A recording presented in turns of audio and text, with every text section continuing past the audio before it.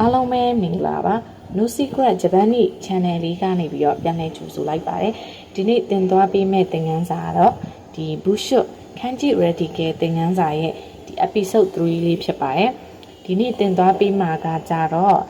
ဒီရာပေါ့နော် Tokyo ပေါ့ Tokyo လို့ခေါ်တဲ့ဒါကတော့လုံးတွဲလေးမှတ်စီခြင်းလို့ပါဒါအမှန်တကယ်တင်မှာတော့မီယာခိုပေါ့နော်မီယာခိုမြို့တော်လို့ခေါ်တဲ့ခန်းကြီးလေးဖြစ်ပါတယ်သူကနေပြီးတော့ထပ်ဆင့်ခွဲသွားရတယ်ပေါ့နော်ဒီခန်းကြီးဒီအစိပ်ပိုင်းလေးပါတင်မှာဖြစ်ပါတယ်အဲ့တော့ပထမဆုံးကြည့်ကြည့်ရအောင်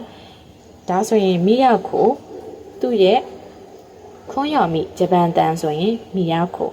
အွန်ယော်မီတရုတ်တန်ဆိုရင်ခီယောပေါ့နော်သူ့ရဲ့အဓိပ္ပာယ်ကကြတော့မြို့တော်လို့ခေါ်တယ်အဲ့တော့မီယာခိုခီယောသူကနေမှခွဲထွက်သွားတဲ့အစိပ်ပိုင်းတွေကဒီအပေါ်ကပေါ့နော်အပေါ်အစိပ်ပိုင်းလေးကိုဘာလို့ခေါ်လဲဆိုရင်ဆဲဆဲတို့နာဘဲဗုဒ္ဓနာဘဲဗုဒ္ဓသူ့ရဲ့အဓိပ္ပာယ်ကတော့အဖုံးလို့ခေါ်ပါတယ်သူ့မှာမှနောက်ထပ်အတန်ရှိအောင်မယ်ပေါ့နော်အဲ့ဒါဘာလဲဆိုရင် KE ဆန်ခမ်မူရီလို့ခေါ်တယ်သူကလည်းအဓိပ္ပာယ်ကအဖုံးပဲအဲ့တော့ဒီအပေါ်အစိပ်ပိုင်းမျိုးဘာလို့ခေါ်လဲဆိုရင်နာဘဲဗုဒ္ဓ KE ဆန်ခမ်မူရီအဓိပ္ပာယ်ကတော့အဖုံးဖြစ်ပါတယ်โอเคအလဲကအစိပ်ပိုင်းလေးပေါ့နော်ဒါရဲ့အလဲကအစိပ်ပိုင်းလေးဆိုရင်ဒီမှာ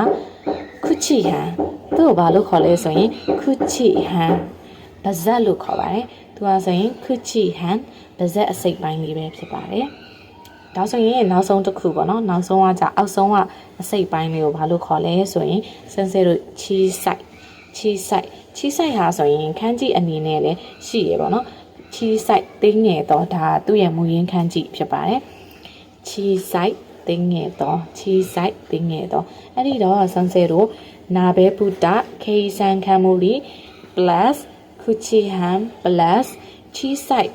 ဒီသုံးခုကိုပေါင်းလိုက်မယ်ဆိုရင်မီယာခိုခီယောလို့ခေါ်တဲ့မြို့တော်ဆိုတဲ့ခန်းကြီးလေးရလာရပေါ့နော်မီယာခိုခီယောမြို့တော်ပေါ့နော်โอเคအဲ့ဆိုရင်စမ်းစဲခါတိုင်းလိုပဲ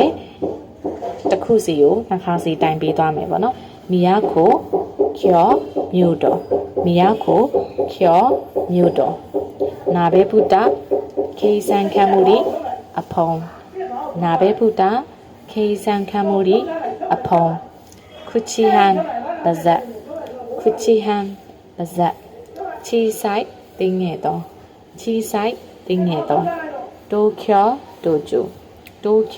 တိုကျို